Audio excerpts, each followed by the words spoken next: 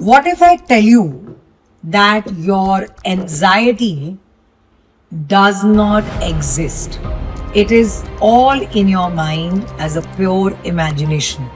Either you're living a past event or you are in a future worry. 90% of your fears are imaginative, which never turn into reality. Check your past.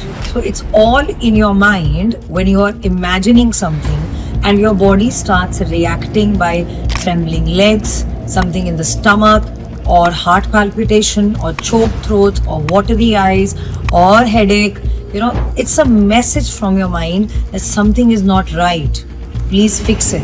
But if you ignore your anxiety, the message becomes permanent in the form of a disease. So be careful of what you are imagining here. And you know what? Just by imagining, you can even heal your anxiety. Or visualizing that you are becoming right. There is a NLP technique called waterfall meditation.